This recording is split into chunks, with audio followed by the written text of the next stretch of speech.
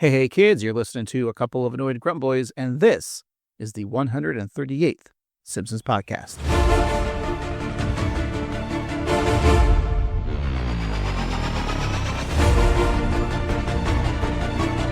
That's right, we're the Simpsons podcast that discusses the beloved animated sitcom The Simpsons from seasons 11 and beyond and the newest episodes when they air. Why do we do it like this? Well, plenty of other podcasts have discussed the Golden Age, that being seasons 1 through 10, and we're tasked to find if any episodes from the latter seasons can match those Golden Age episodes.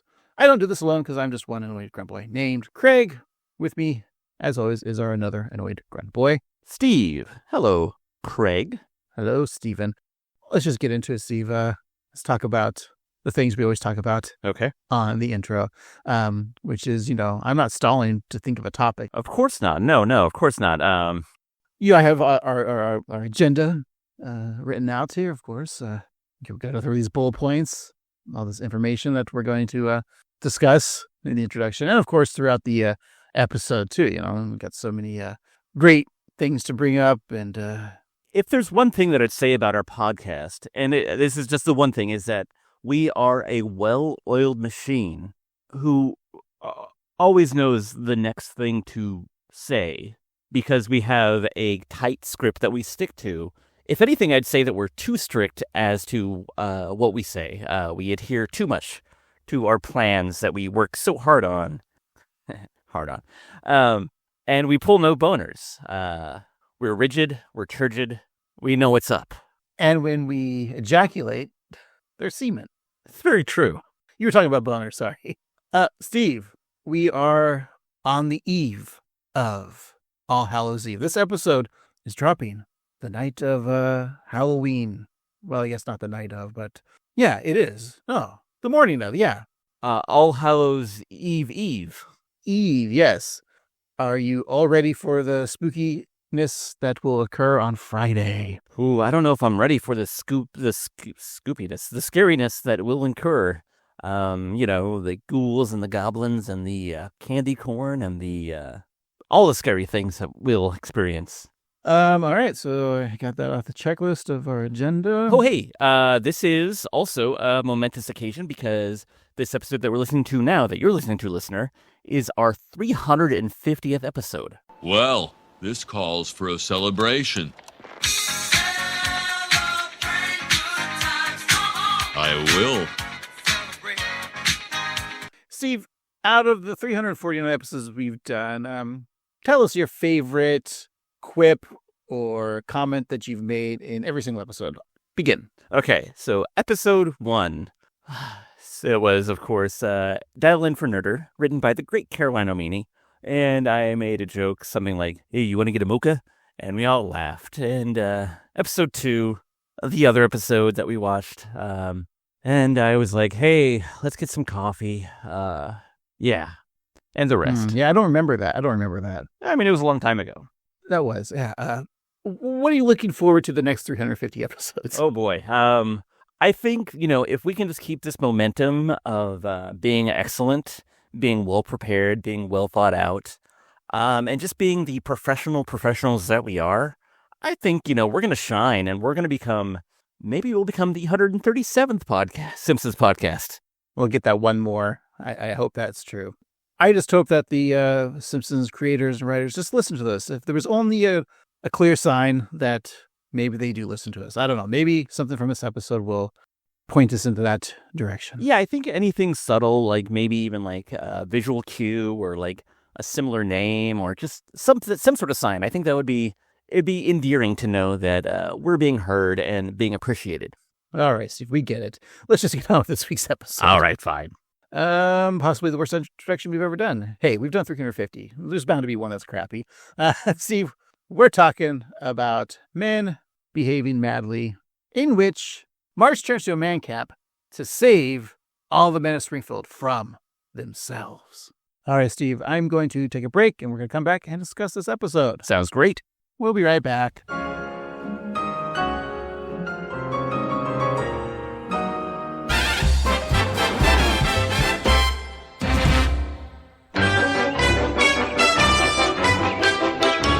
And we're back. Today, we're talking about men behaving madly, It's the 4th episode of the 37th season. It's episode 794 in the show's run. Original air date October 26, 2025. Your nerd code is 36ABF12, written by John Frink, directed by Stephen Dean Moore, showrunner Al Jean. Alrighty, John Frink. We've talked about him recently, most recently, in Treehouse of Horror 12, which we just reviewed a couple weeks ago. And then also during the Bart Summer, we talked about Days of Future Past. And Pixelated and Frayed, he's done a ton of episodes. He's great. And he's the namesake for John Frink. So let's just get into it, because we've done, let's see, this is our 22nd episode of his 39, 9 of which that he wrote with Don Payne. So yeah, he's got a lot of Simpsons work done, and he's got more to come, which we will talk about eventually. We've already made that joke about working on Hope and Gloria and Pride and Joy. Right. I should point out that he did also work on Men Behaving Badly, and this week's episode is Men Behaving Madly. So he went from a wonderful Rob Schneider sitcom to a wonderful episode of The Simpsons. Well, Steve, okay, now let our episode begin, shall we? All right. And it begins, as it always does, on the last day of school. Despite it only being 9:30 in the morning, the kids rush out of Springfield Elementary, throwing their papers and books into the air. Skinner begs the kids to get back to work, but when Willie runs his lawnmower over the tossed textbooks, it's certain that Alice Cooper was right. School is out for summer. Even Lisa allows a shred of paper to land on her tongue like it's the first snowflake of winter.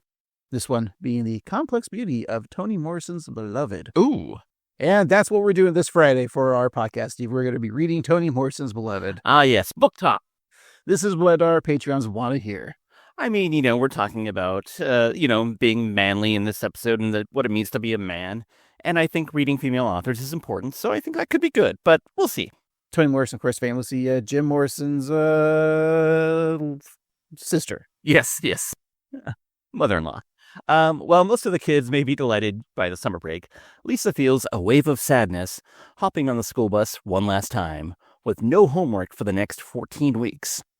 As the bus follows its usual route past a beach full of people relaxing and playing seaside, Lisa begins writing welcome notes to her teachers for the next school year. Otto arrives at 742 Evergreen Terrace, and as Nelson hangs Martin out of the bus by his ankles, a move that will prove successful later in life between the two of them, Lisa hops out with her correspondence to her future educators, and Bart declares that he won't waste a single minute of his summer vacation. Bart then steps into action, riding his bike over a muddy hill, then leaping off a cliff, grabbing onto a zip line, then jet skiing across the water. Wow, where did Bart get all this money and zest for life? Well, Steve, he's not actually doing it because he's just in his bedroom with the assistance of a virtual reality headset. Bart's grand adventures are interrupted when he runs out of snacks and calls to Marge to bring him more chips. And in the kitchen, Marge and Homer are occupied washing Santa's little helper in the sink. I'm sorry, I can't do a thing with your fur in this humidity. Chips, I need chips. I'm concerned about Bart. He hasn't left his room for a week. Chips. This looks like a job for the world's greatest dad. You stole that from Flanders. It's okay, my boys give me one every Friday. Oh! Oh. Chips. Chips. Here's your damn chips. Oh, hi, Marge. Have you two been outside at all? If humans were meant to be outside, God wouldn't have invented global warming. It's July. You haven't done a single thing this summer but lie around and play games. First of all, that's two things. Good one, boy. Homer, put some pants on for Bart. If I kept my pants on, there'd be no Bart. Good one, Dad. I mean, he makes a great point. Yeah, it's very true. You gotta take your pants off to make children. We haven't put a new t-shirt up in the store in a long time. I think that might be it, Steve. I like it. It's good. Also, all this cry for chips. What are they, Eric Estrada fans in the 80s? That's right, folks. We're going to be watching Chips this week for a Friday Patreon episode. The one with the robot. I think there's one with the robot. Do they fight Bigfoot? I'm pretty sure, yeah. Have you ever messed around with VR headsets? Thought you were going to say if I ever messed around with watching Chips, and the answer is no. Yeah, I have, I'm old school. I got old school technology, Steve. Oh, I have a PlayStation 4, la-di-da. and I still have a little VR set for that. I haven't used it in a long time, but there was a little bit when I had played it, the PS4 head version 3D thing, whatever it's called. There's like an Iron Man game. I played that. I played a game where, am I Darth Vader or do I fight Darth Vader? I forget. There's a Darth Vader one. Yeah, I've messed around with them. I'm fine with them. Yeah, I think the only experience that I've had is like 1994, when we are at our local comic book store. They were offering VR, and it was a headset and a handheld mouse, and it was just Doom really close up. Yeah, that's all it was. And it was like, oh, this is it? This is the future that we live in? Okay. Pixelated beasties, okay. Essentially, it was just a TV headset. Yeah, which, I mean, that's cool enough, I guess. But yeah, I have not really played around with it. I'm worried that it'll get good and then I'll only want to do that, or it'll never be good enough. So I'm never going to be happy. Yeah, no, I think like the Oculus is pretty cool. I've played around with that before. Mm-hmm. And there was a fun game that we played as a group where you have to like disable a bomb. There's a person that has the headset on and the controllers, and you have to like disable these bombs, but you have to do certain ways. It's been a while since I played it, but it was pretty fun. That's cool. Another one too was really fun is you're like a pilot in like space, like a space pilot. Yeah. And you're shooting down like these enemy alien spacecrafts. And I got like the highest score once. Ooh. And then all of a sudden, the next day, like there's a knock on my door, and it's the Music Man himself. He's there to recruit me to the Star League. And that's how I became the last Starfighter, Steve. Wow, that's incredible. I remember renting your movie a lot as a kid. I mean, you are talking about Music Man with Robert Preston. That's because he was in Last Starfighter. Right? Of course, That's what we're yes. talking about. Yeah. And I don't want to get into a whole a debate about Music Man, so let's just move on. Well, why not? Like, how many people are like, I mean, do you really need 76 trombones? It seems like a lot. I think, 70 would probably be more than enough. That's right. This week, we're talking about The Music Man and The Last Starfighter together. It's a double feature. Yeah. So Homer holds out his hand for a dab, but Bart leaves him hanging. Marge demands that he and Bart go do something outside, or touch grass, as the kids say these days. Homer considers what activity consists of the least exercise and the most beer, and decides to take Bart fishing. Homer even tells Marge that they'll do it in the most humane manner, catching the fish and throwing them back. As Homer puts it, the fish love the feeling of a hook in their mouth, and even Bart agrees that sounds lovely. We should probably do that for a Friday podcast. Go fishing together. With all their gear prepped, all Homer has to do is Google fishing holes near him. So he stumbles upon Cleves' fishing hole, which happens to be private property, and trespassing will result in getting shot. An ad then pops up on Homer's phone telling him that he can turn his belly fat into cash, realizing that he has belly fat and no cash. Homer considers this financial opportunity. I mean, I'll take that. Yeah, it's win-win. Homer sends a photo of his driver's license to the fat cash place, while Bart sits beside him on the couch. I think it's a really cute bit of animation when Bart climbs out on the couch. Outside, Abe walks by to see Ned pumping air into the tires of Marge's station wagon.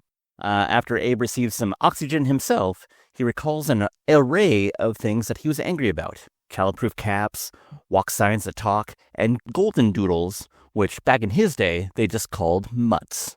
Ned's going to take a long time pumping up a tire with that old bike pump. I think Ned is pretty comfortable pumping things into Marge's property, if you know what I mean. You're talking about him pumping his gooey semen in her vagina?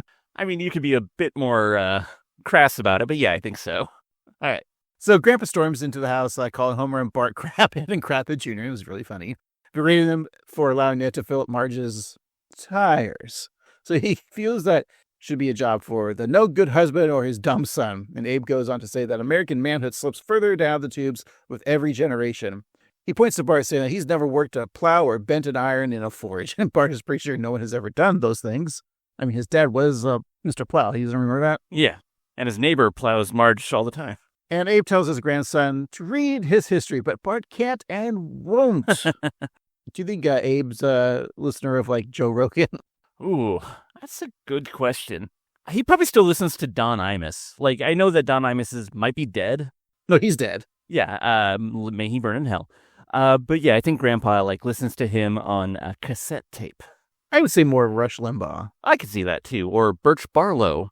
Oh, there you go. Who's still alive in Simpsons verse, I'm assuming. I would assume so, yeah.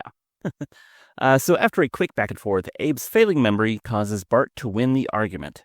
The one thing that he does remember is that he feels that Bart and Homer are two sorry excuses for men.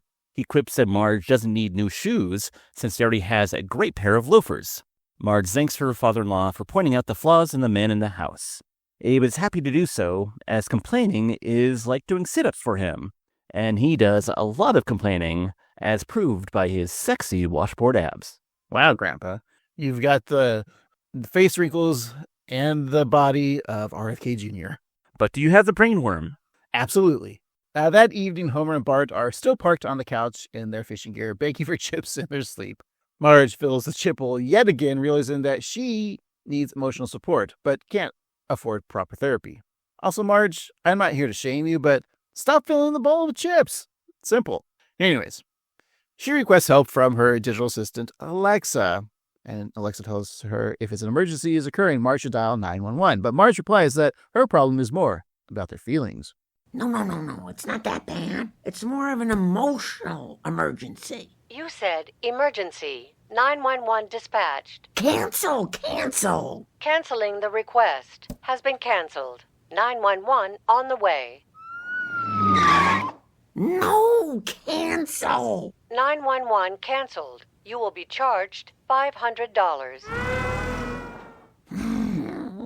I just want the men in my life to be more manly. It's not really my place to... Why does this happen? Not today. It sounds like you were going to say more. You don't know what Alexa was going to say or not say. Please, what do you think, Alexa?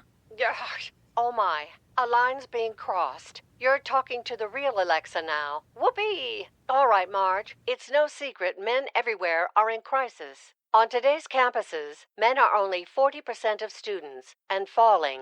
Men are 3.5 times more likely to commit suicide. What a fun way to end a clip.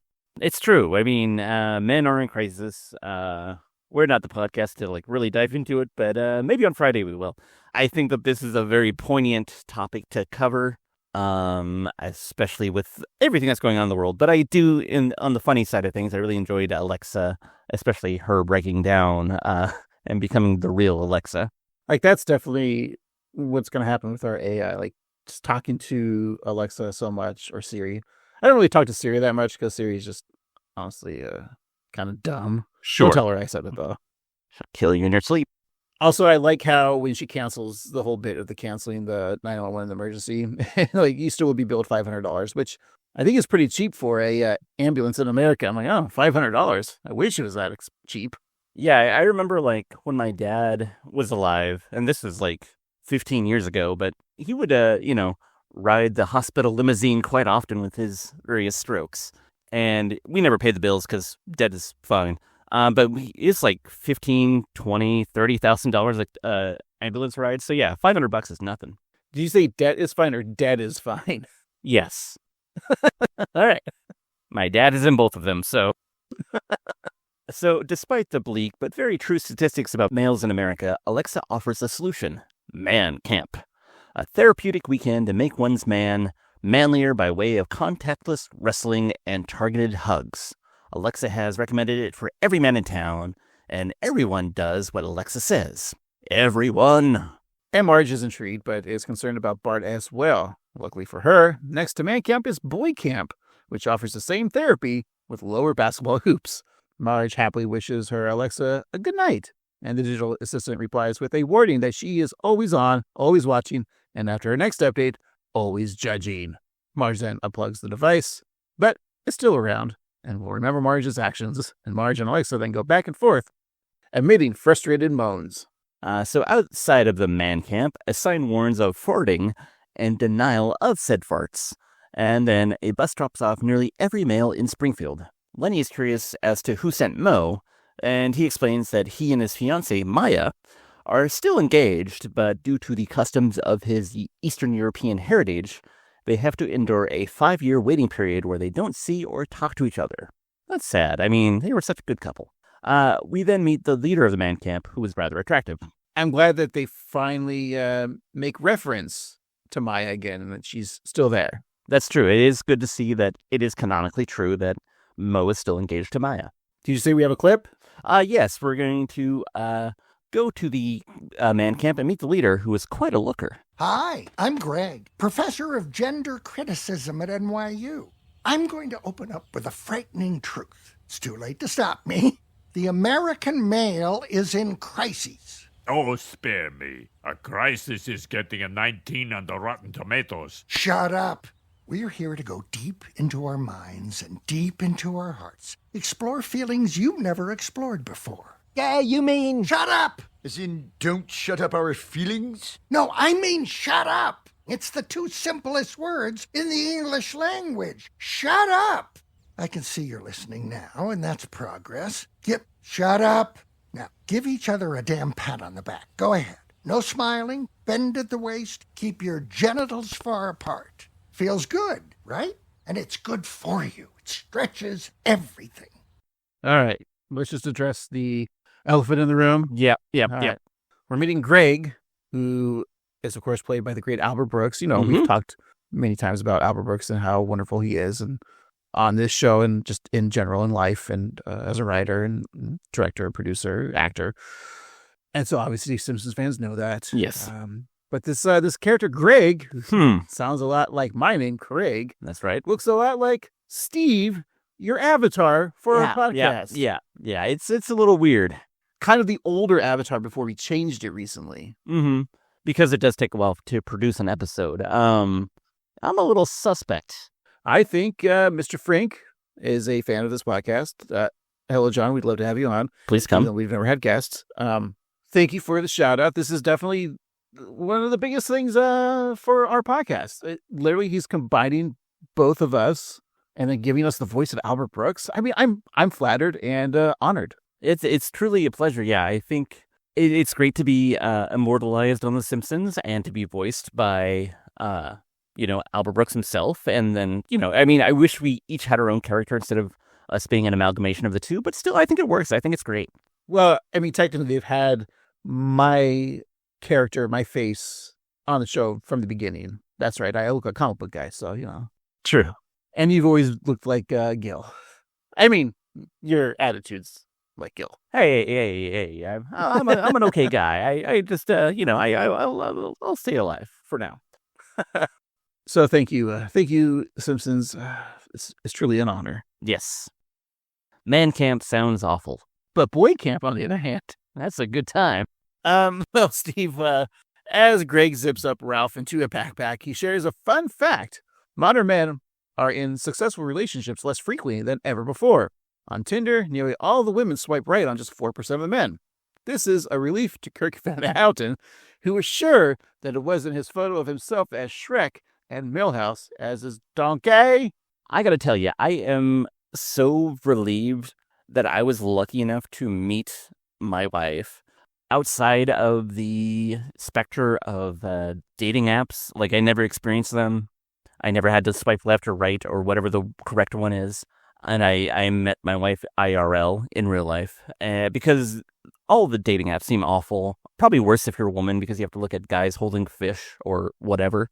But yeah, it just seems all gross and weird and awful. Yeah, I was like on the dating app. Not even apps, the dating websites back in the day, and did a lot of that. But yeah, I didn't meet my partner on the internet. I met her also in IRL. I was never around the Tinder days. I was just, mostly on farmerswife.com and jdate.com. Sure. youngrepublicansinlove.com, Christian Mingle, Muslim mommies. Sure.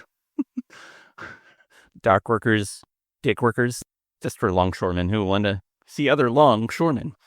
Canadians for green cards, Americans for green cards, all of them. Yes, of course. They're so many good organizations. Simpsons lovers.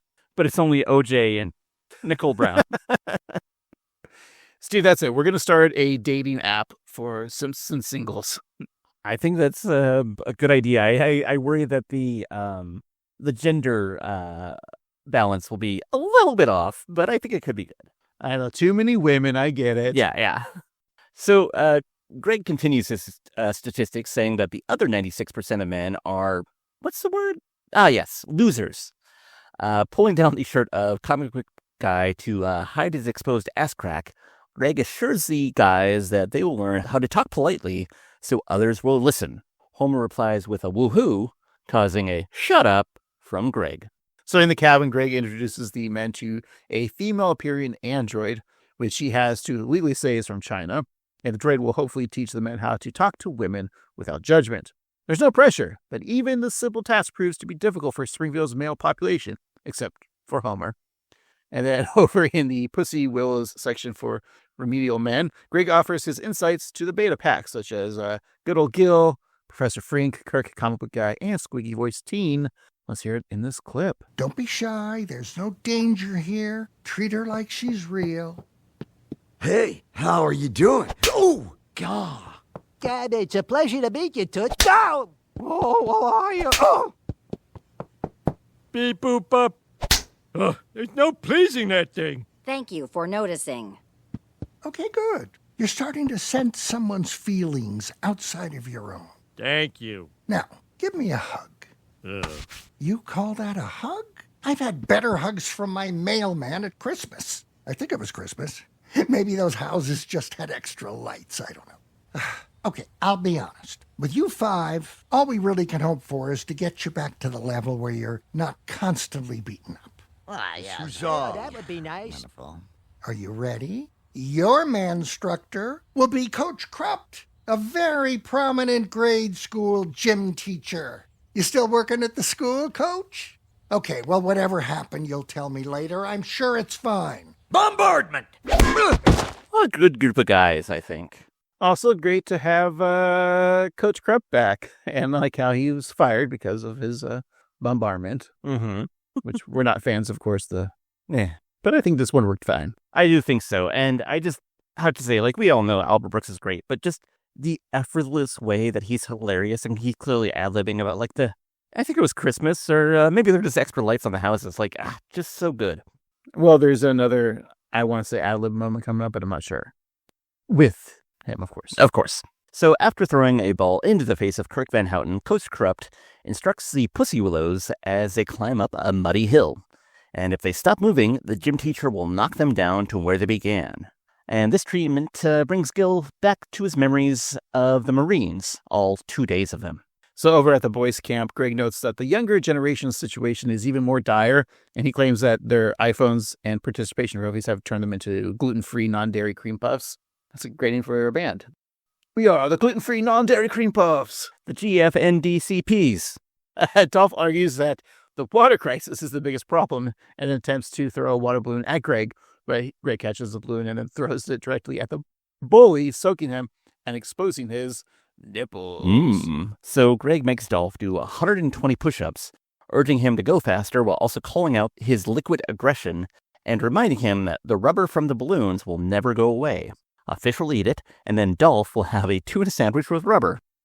Steve, here, I made you a tuna sandwich with rubber. Ugh, gross. Tuna. Ugh. Oh, that was a used rubber, by the way. Yoink. I knew it tasted familiar. So, as he's bent over, speaking of rubbers, and he's bent over, Nielsen tries to give Greg a wedgie, but Greg's quick reflexes cause him to quickly turn and then hang Nelson by the underpants. And Martin laughs, telling Nelson that now he's Greg's Martin, ha-ha. Well, he does a better ha-ha than that. Bart compliments the expert in men's studies, but Greg, well, he's just not impressed with good old Barty boy. You think you're pretty hot stuff, don't you? No one can crack me. Man, woman, cop, FBI, CIA, or NPR. If you don't believe me, ask my second grade teacher. Oh, wait, you can't. She's now a babbling basket weaver on the funny farm. You win. Also, my second grade teacher is fine. She's married and she manages condos in Wisconsin. The invention of the cell phone is what destroyed your generation. I'm going to be the one to cut that wireless umbilical cord. Hold on. Got to take this call. Hi, Mom. Mom, I'm working right now. I can't talk. Did you get the check? That's for you to spend on you. Then pay the electric bill with it. It's up to you. Buy yourself a purse, pay the bill, do whatever you want. Mom, I can't go over things to buy right now. So I think that was the reference I was mentioning. Is that him just doing an ad-lib talking to his mother? And then I thought, oh, it's like that movie Mother, starring Albert Brooks. And Debbie Reynolds was that. I think so. I've never seen it, actually, so. Neither have I, and I think I would like to see it eventually, because it would be good to explore his later career, or, his career in the 90s. Yeah, later, which is like 30 years old. Sadly, we already have something planned for the Friday podcast, so we're not going to do Mother. Oh, it looks like, I didn't know that Jennifer Lawrence is in the movie. And Javier Bardem. Did Darren Aronofsky write it? It looks like he did, yeah. Wow, what a departure. Is it really just a symbolism for Mother Earth and how we treat the planet? Wait a minute. That's so deep. I hadn't thought about that. So Greg tells his mother that she can always return the sweater that she bought. And then he picks up an unconscious Dolph, who was in the clip was just kind of passing out, which is a nice touch. We kept hitting the tree stump. Yeah. And then he straightens Nelson's hair.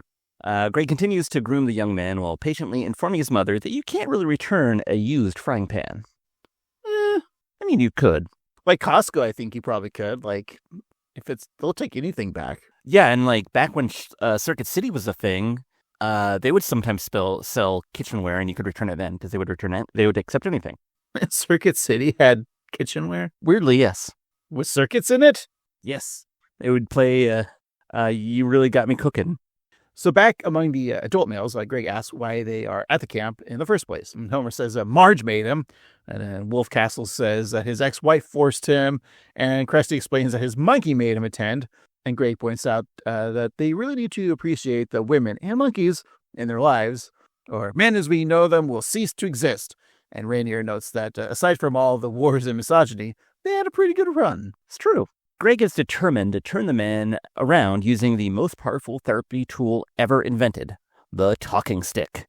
So the group begins with Homer and his noted flaws. You're lazy. You eat too much. You drink too much. You've let down your kids. You've let down your wife. You somehow have 8 of the 7 deadly sins. You invented a deadly sin. You nailed me. Homer, let's try that hug again. While you're there, I also need a Heimlich. Thank God I've got long arms. Okay. All right, come on. Keep going, there's more. What is that, baloney? Don't you chew? One of the first steps towards empathy is making eye contact. I want you to stare into each other's eyes for as long as you possibly can. Don't look at me. I'm not screwed up. That's why you're here and I'm teaching. All right, Steve. We got to do some work here real quick. So the joke of Homer invented a new deadly sin. Yeah. So let's just go through the list real quick. So pride, greed, lust, envy, gluttony, wrath, sloth. What would be the 8th? Whew. Tito. You say keto? Tito. Latoya. No, wait, those are Jackson 5s. It's tough because those 7, they're all pretty bad. I mean, what do we know about Homer? He likes to eat. That's gluttony. He's lazy. That's sloth. He gets angry. That's wrath. Is baldness a sin? I hope not. No, that's just an advantage. Okay, I did actually ask Johnny Google here. There is a list of what the 8th could be. Apathy. I don't care about that. Oblivion. Still gonna end anyway. Betrayal.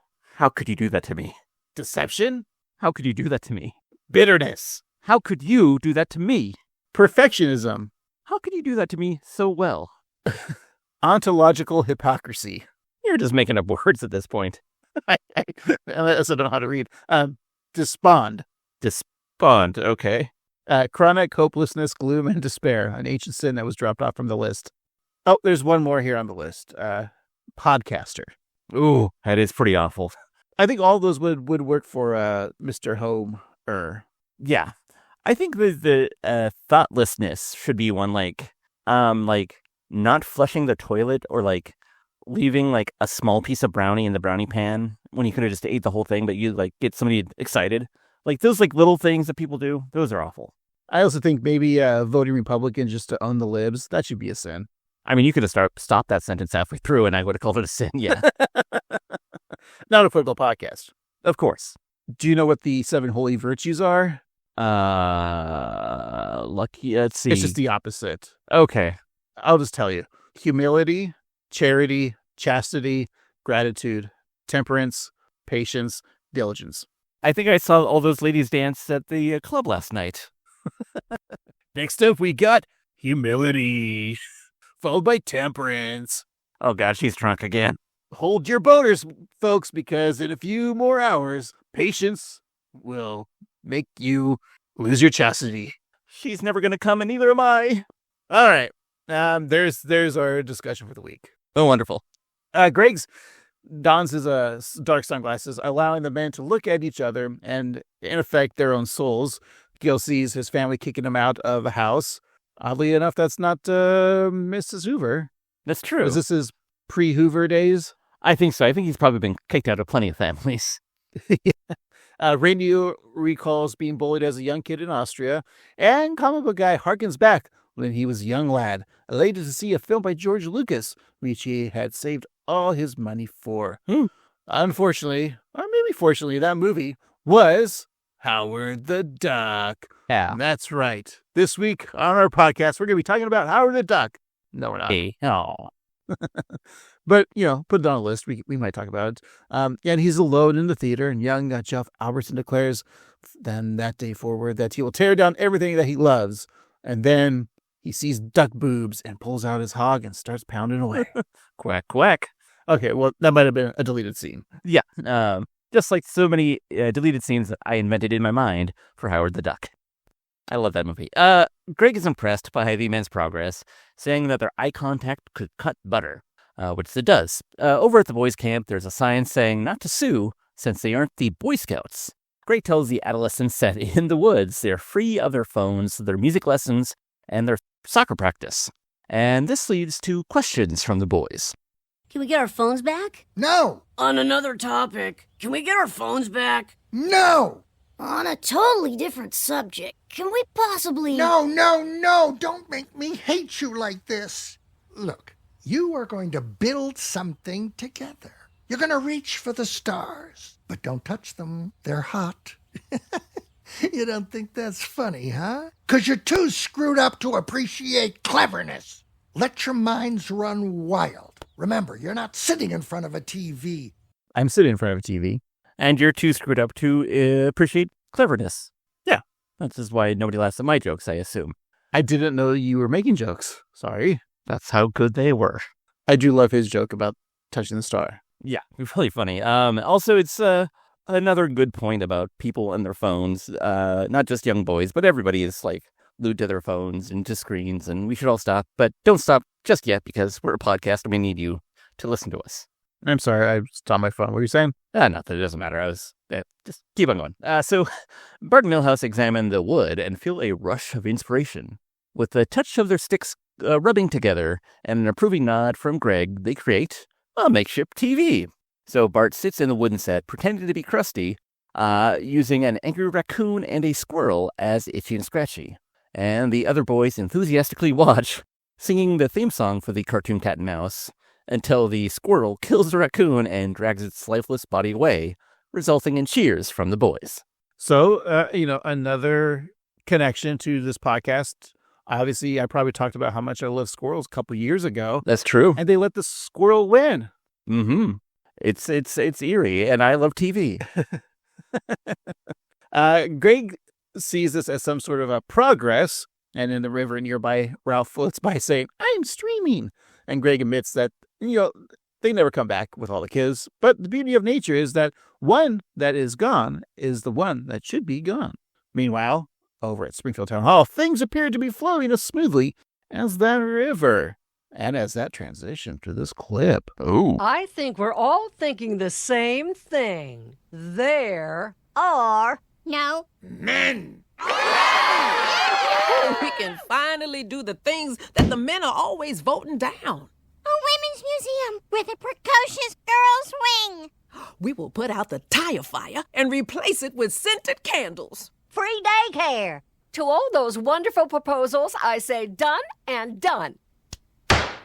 Family Guy, dad jokes. American Dad, dad jokes. Daddy's not home. It never made air, but A friend of mine showed me the pilot. Stupid fat dads with their way hotter wives. I like donuts and bowling. Who does that anymore? Great clip with obviously making fun of Family Guy, Mhm. American Dad, the Seth MacFarlane verse. Daddy's Not Home. I don't think that was the actual show. No, I think it is a parody of a 70s show called Wait Till Your Father Gets Home. Right. Yeah. Which lasted for like a season or two. You can watch those. They'll be on like the MeTV cartoons. I've watched them before, and I've been wanting you to watch them, so that's why this Friday we're going to talk about that, right? Yeah. Oh, boy. Tom Bosley at his best. But we probably won't. And then Homer, of course, bringing back season 1 voice. Always good.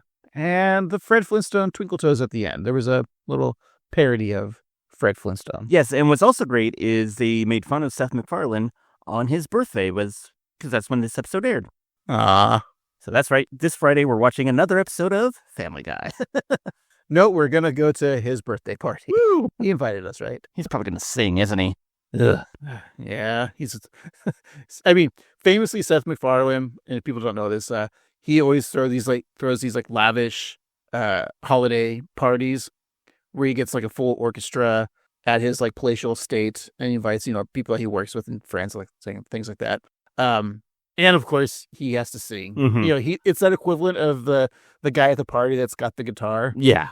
But he's doing it on such a bigger level because he's a billionaire. Right. So instead of hearing Wonderwall, you have to hear like all the Frank Sinatra standards. I won't lie.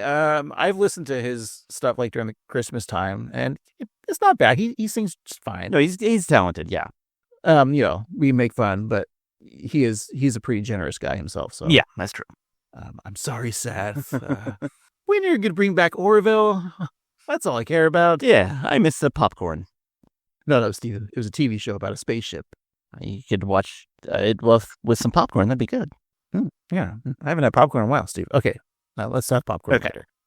So the boys create a human chain hanging off a bridge to rescue Ralph as he nears a waterfall. And as they do this, they sing, "You can tell we get along because we all learned one song." And as they grab Ralph, he says, "I'm the catch of the day."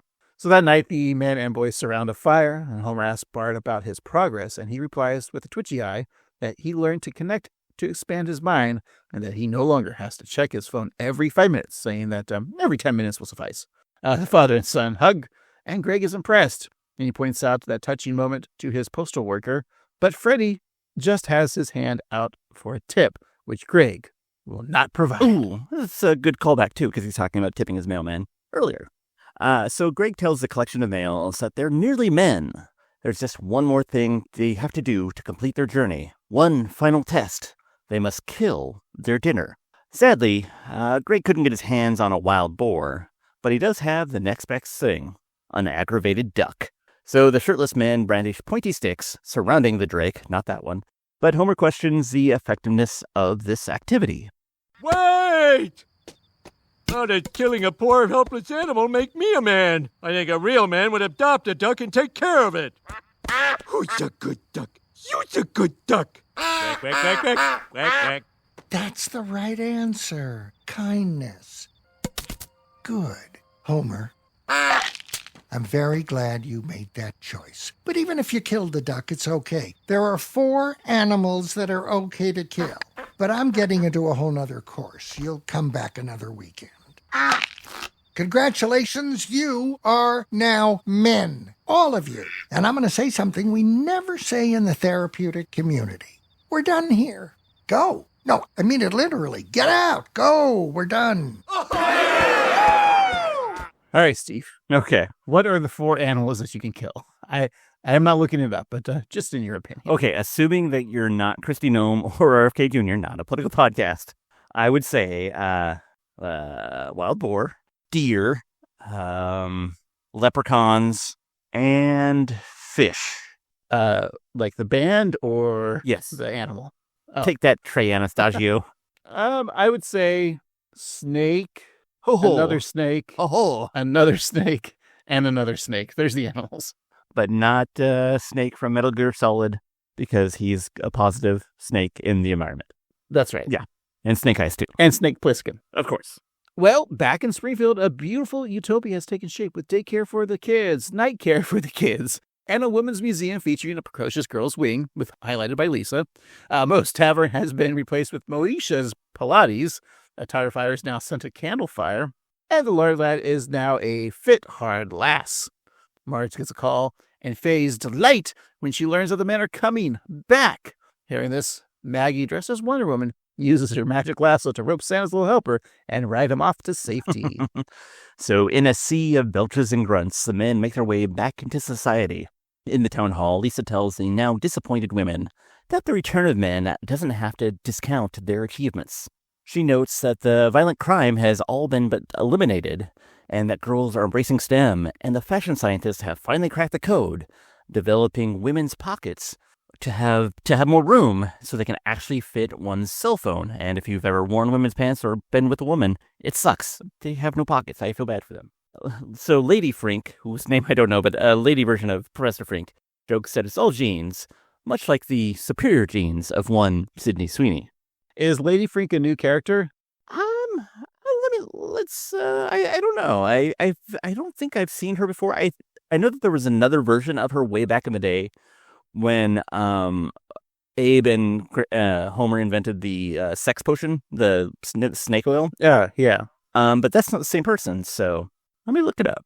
Well, Steve is looking it up. I'm going to continue this episode by saying Lindsay Nagle declares that the women will simply tell the men that they are now running the show. Marge is hesitant, instead suggesting that they cook a nice turkey dinner with stuffing for the men, and once the men are nearly asleep, then they should tell them. And Agnes is in disbelief that the women are afraid to point out the uselessness of the men. She told her husband that he was useless, and he left her on their honeymoon, and that was the least disappointing honeymoon ever. So yeah, I'm not seeing anything. That might be her first appearance from her. Well, let's keep her around, Steve. I like this broad. Yes. So the men and women meet one another, with Homer telling Marge that he's gotten so evolved that it's scary. Marge is glad, but they explain that the women kind of took over in their absence and made some positive changes. The Duff Brewery is now the Duff Nursery. The Quickie Mart is now the Healthy Mart, full of fresh veggies. And even the defunct monorail is running smoothly as the Momo-rail. Homer begins to doubt their efforts, but Greg appears in his mind, telling him to shut up. Homer then admits that he and the other men weren't quite perfect. Marge, maybe, just maybe, we were the problem. You can't argue with that. Yeah, we are. Now, Marge, this may shock you, but right now I'm going to look into your eyes. Yep, here it goes, coming at you. Jeepers creepers. Oh my goodness. Do you know what I'm feeling right now? Aroused? Love. Damn, I was so close. Was hoping that when he said Jeepers Creepers, she would have said, "Where did you get those peepers?" Dumb. It's a song. That would have been funny. Homer horny. Homer horny. That's a good sign. Mm-hmm. So the men and women hug each other, hopeful for more of a unified and peaceful future. And in the crowd, Mo sees his fiancée, Maya, and he goes to hug her, but is stopped by his mother, grandmother, aunt, sister, cousin, female clone. I'm not sure. Saying that he'll have to wait another 4.5 more years, which it's nice we get to see Maya, but she didn't say anything, which is weird because she's just voiced by Tress. No lines. I hope that in 4.5 more years, we finally get to see Maya again. Yes, hopefully in 2029, maybe 2030. Like, we'll get the... There's no way we're going to be doing the podcast in 2030. No. We won't be able to watch the episode entitled The Maya Calendar. Like we're going to be... Well, one of us will probably be dead. Fingers crossed. I don't know what that means, but I mean, we'll be... Like, Trump will still be president, right? In 2030? I assure you, he's our last president. One way or another. Steve, let's listen to another clip, okay? There's the credits roll, and we get to hear Greg and Alexa talking, so I thought we'd hear that real quick before we say goodbye.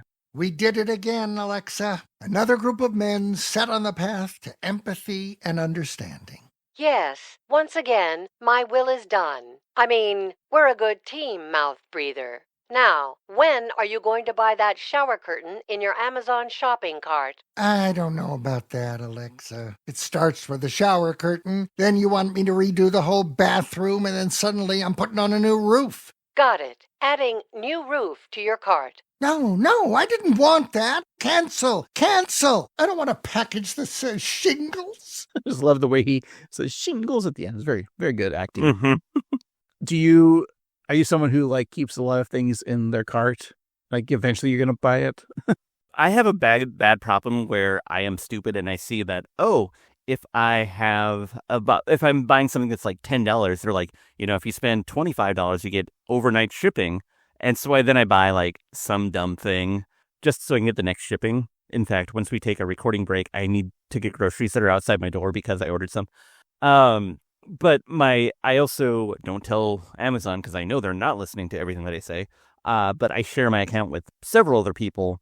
And other people leave things in the cart, which is fine, but it always makes me like worry that I'm going to accidentally order their stuff and get it. So if I get some press-on nails or something, I'll know why. Oh, those are my nails, by the way. I need them. Oh, of course. Yeah. I think that color would work great on you. All right. Well, Steve, I think we're going to take a little break, come back, and then wrap it up. Sounds good. We'll be right back.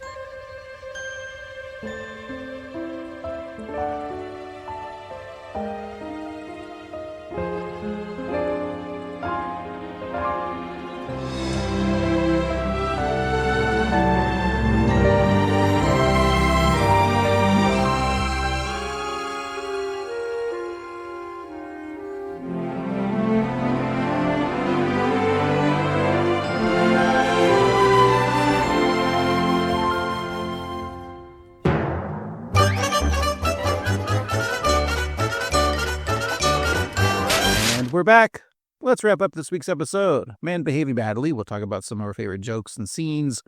We'll give it a review, find out what we're watching next week. But before all that, Steve, of course, there's got to be something from this episode that would make a great gift or gifts for a co-host. So, Steve, I decided to be nice and get you a gift this week. Oh. Usually, each week, I never get you anything. It's true. But this week, oh boy, Steve, are you prepared? Oh, I'm ready. All right, well, Steve, I'm going to give you a bag of chips and the DVD set of chips, so you have all the chips you want. Steve, sometimes you're a little tired and you need some extra air, so just open your mouth. I'm going to put this air pump in you and get... What am I, a congressman? Because I'm full of hot air. Steve, I'm not going to take you to man camp. Nope, you're going to boys camp instead. Yay. It's on a private island, though. You might have to... I'll put your name in these logs. There's some good names in this log that you'll be happy that you're in the same list with. Okay, so good. I can't wait. Former presidents, I'll just say. Wow. Tech billionaires. Yeah. Rubbing elbows and penises with the best. Also, you know how we used to get tattoos on this show? Mm-hmm. I'm going to get you a tattoo of Greg to be put on your arm. So wow. People are like, you're really full of yourself, huh there, buddy? I just think I'm neat. Yeah. Oh, and you could be riding a potato. Perfect. And I know you've always wanted to ride some moms, so here's a express pass to ride the monorail. Woohoo. And that'll do it for my guest, Steve. Well, that's very kind of you, Craig. I think that's very sweet, and I got some stuff for you as well. So I got you World's Greatest Dad mug, because you're probably the world's greatest dad, but I got you one for every day, every week for a year, so you've got plenty to go around, so in case Homer steals one of them. And, you like squirrels, so I got you an angry squirrel. And, of course, I also got you some money to spend whatever you want on. You can get a frying pan, a sweater, if you need to pay some bills, you can do that. It's your money. You can do with whatever you want. I mean, that is the best gift. Just give me money. Yeah, I mean, it's the gift that keeps on giving. Yeah. Steve, what made you laugh in this episode? Oh, boy. Everything that came out of Albert Brooks' mouth. True. It was just so funny. I love him, even with just little lines like him cutting the umbilical cord on a wireless phone. That's just such a good, clever little thing. I really liked Alexa and Marge's back and forth. I love the utopian society that the women created without men in the world.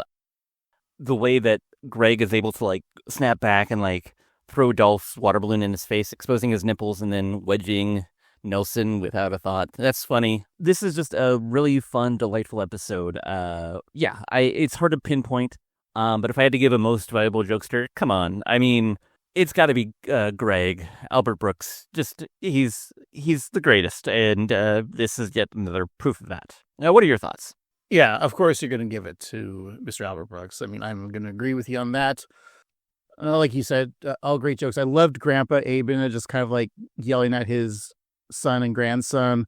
I loved when Martin was laughing at Nelson getting shaken upside down, like, haha, take that, bully. I know we talk about that. I also like when Dolph keeps hitting his head on the stump. Like when we read the synopsis for this episode, and it was like about a man camp, it was a lot different than we thought. Like I thought it was gonna be one that like you see on the internet of like guys berating you, like you're doing obstacle courses. And I like how Albert Brooks' character of Greg doesn't he isn't that kind of like macho man type guy. Yeah. He's telling them to get in touch with their feelings and realizing that they're pieces of shit and and they just walk over the women of Springfield. Yeah, let's just get into it, Steve. What do you got for this episode? You're completely right. I was really kind of scared going into this episode because it is Halloween season. It's very scary. Exactly. Yes. I thought they're going to talk about masculinity and like proving yourself to be a real man. And even when Abe started like talking about why are you letting another man fill your tires or your wife's tires, but like the fact that Greg and the man camp is teaching empathy and listening. I think is really poignant and a really good message for the men out there. I think one of the most powerful moments in the episode is when Homer decides not to kill the aggravated duck because it would be better just to like nurture it and take care of it. And I think that's a lesson that a lot of men and other people could learn. And I think that was very powerful. What I think is actually a very important episode that is actually also incredibly funny, full of jokes. I think this is a really great episode. I'm a big fan of this one. I don't want to like keep on going like where we at with the season, but aside from the Treehouse 4, this is probably my favorite episode so far. So if we're keeping in canon, this is the best episode of the season thus far. And the best episode in a while. I think it's really good. I think that this is definitely a watch. And if I had to give it a numerical ranking, and I guess I do. They talked about how 40% of colleges now is men. And so out of 40%, I'm going to give this a 40. It's all dudes everywhere. What are you thinking, Craig?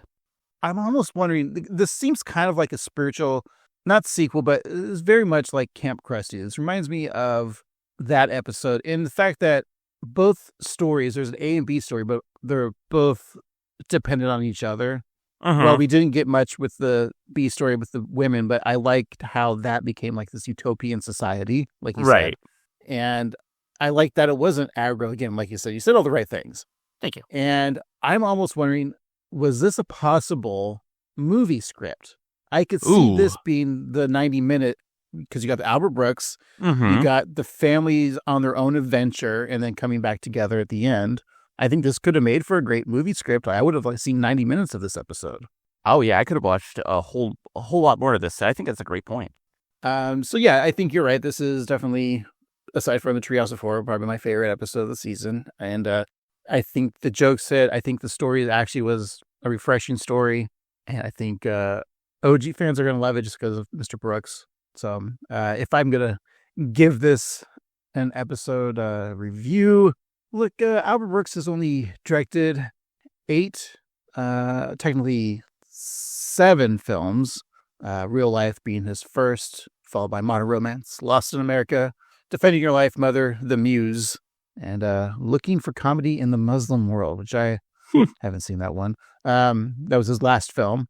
But let's not forget all the ones he also wrote, which would be Real Life, Modern Romance, Lost in America, Defending Your Life, Mother, The Muse, Looking for Comedy in the Muslim World. And one that he wrote but didn't direct was The Scout. That's one I haven't seen yet, Steve.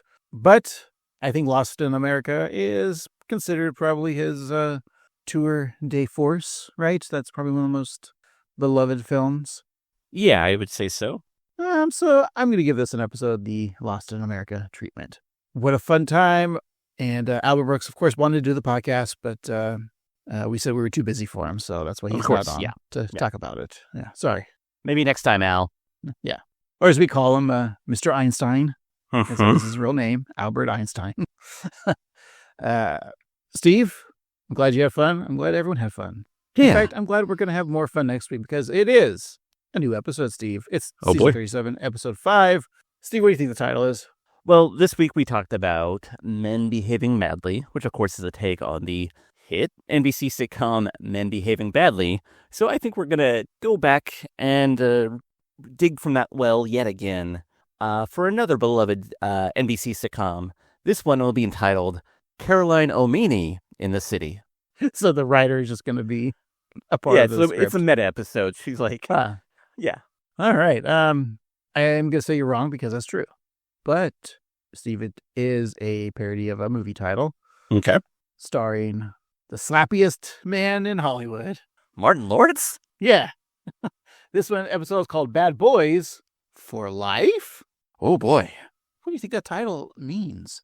Bad Boys for Life. Bad Boys for Life. I think that Bart and Milhouse, and we'll say Martin, commit a prank, and it gets them sent to juvie for a life sentence. But then they tunnel out using a Malibu Stacy poster as cover, and they do a whole Shawshank Redemption thing. And Morgan Freeman's there. It's a good old time. Well, I wish that was true. It's not, Steve. All I have now on this is Homer and Marge can't decide if Bart is naughty or nice. Okay. And if this was a fortune cookie, you would say Homer and Marge can't decide if Bart is naughty or nice in bed. Maybe a little bit of both, but it's weird because it's your son. That's true. It's going to air November 2nd, 2025. Oh, boy. That's like a week from yesterday. It's kind of how TV works. Yes, it is. Will we know who the winner of the World Series is by then? I think so. It'll probably be congratulations to the, I'm going to say Dodgers. Sure. And you're going to say the Blue Jays. So one of us will be right.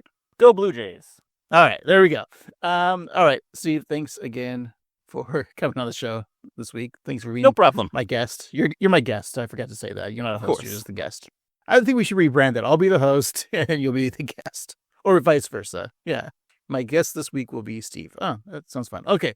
But we would like you to be our guest and in the sense of like write to us and talk about The Simpsons. You can do that at 13simpsons@gmail.com, or you can contact us on the socials like Instagram, Threads, YouTube at 13simpsons. And hey, if you're so kind, go to your favorite podcasting app, leave us 5 stars or the equivalent, but you don't need to write a real review. Just tell us the 8th deadly sin that you would commit. And don't forget, sign up today to be a Patreon member. It's just $5 a month, and every week you get a bonus episode. That's right, bonus. Bonus. $5 a month. That's patreon.com/Annoyed Grumpboys. I wonder what we're going to listen to this week. Well, we're not going to listen. The viewer will listen. I wonder what the viewer will listen to while we watch something. I'm just going to say it will be something everyone will be happy about. Okay. I don't think they'll be horrified by our choice. I don't think they'll be horrified evermore. Let's just say when the Wheel of Random's away, the boys come out to play. Yeah. All right. Don't forget, tpublic.com/user/Annoyed Grumpboys for Annoyed Grumpboy merch. That's right. All right. For this week, I've been Annoyed Grumpboy Craig. And I've been Annoyed Grumpboy Steve. And remember, keep your genitals apart. No one can crack me. Man, woman, cop, FBI, CIA, NPR.